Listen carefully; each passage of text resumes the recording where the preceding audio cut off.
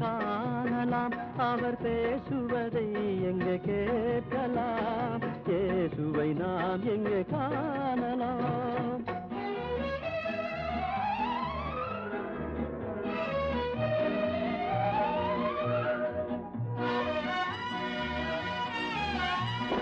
பனி படர்ந்த மலையின் மேலே பார்க்க முடியுமா,